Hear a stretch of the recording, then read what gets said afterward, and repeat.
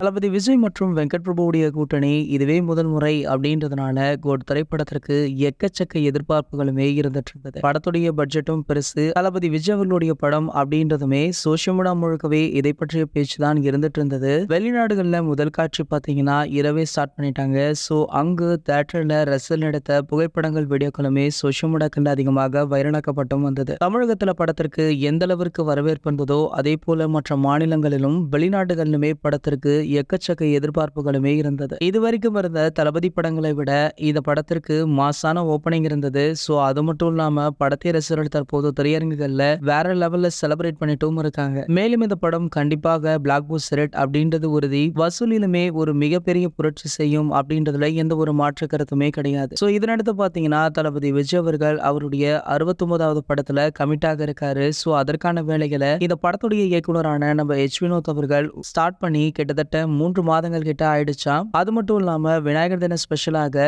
தளபதி 69வது படத்துடைய அறிவிப்புமே வெளியாக இருக்கு. அதாவது இந்த அறிவிப்பு நாளை மறுநாள் வெளியாக இருக்கு. சோ அப்படி இந்த அறிவிப்பு வெளியானால் கோட் படத்தின் இடைவெளியில தளபதி 69வது படத்துடைய அறிவிப்பு வீடியோ வெளியாகும் அப்படின்றது தற்போது தளபதி ரசிகர்களுக்கு கூடுதலான மகிழ்ச்சியாக இருந்துட்டு